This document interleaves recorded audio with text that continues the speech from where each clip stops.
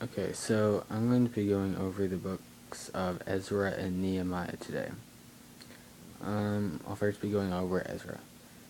In the first chapter, Cyrus helps the exiles to return, and just whoever's hearts was moved by God prepared to go at that moment. Chapter 2 has a list of the exiles who returned.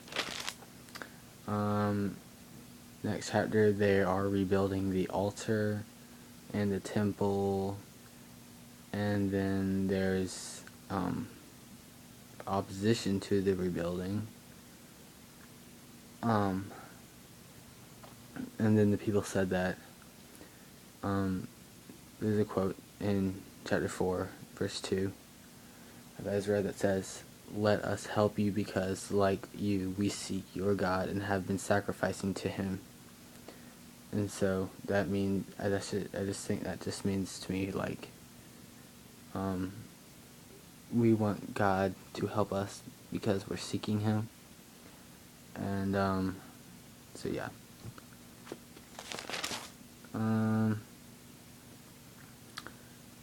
Later, there's King Artaxerxes, or King Xerxes sends a letter to Artaxerxes, just informing the king about the rebuilding of the ark. Then there's Tattenai's letter to Darius, and then the decree of Darius. And then later on in chapter 6, there's a completion and dedication of the temple, so they've completed it. And they have a Passover for like celebration.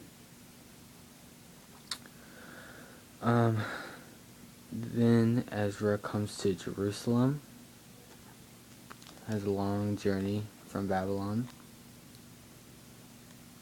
King Artaxerxes sends a letter to Ezra.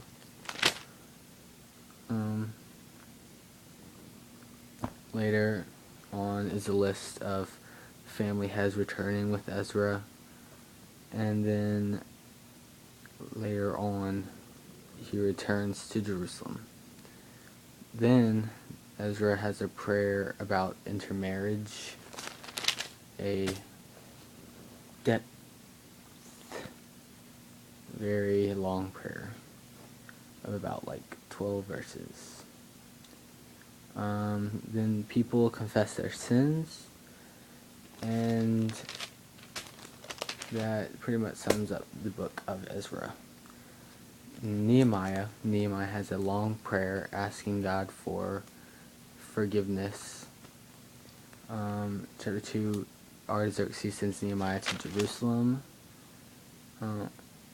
And chapter 3, they're builders of the wall, the first gate and Jeshanah's gate, a bunch of gates and stuff like that.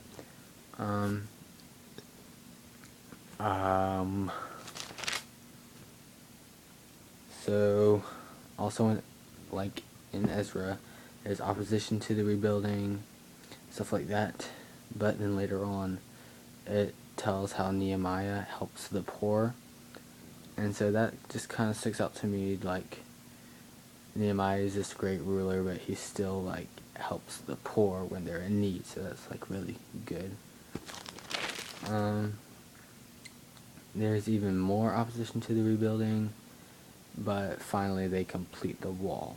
So even though there's complaining and arguing, they're still able to come together and complete the wall.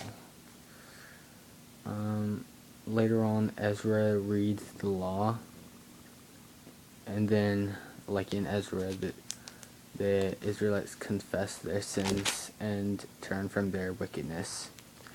The people agree on everything and put their agreement in writing, saying that they will try not to sin. And then there are new residents in Jerusalem, and it has a big list of all the residents and stuff like that. Has the priests and the Levites and a bunch of lists, and And then last thing is Nehemiah's final reforms. And the good thing I got from this is that the last sentence of Nehemiah is, "Remember me with favor, O God."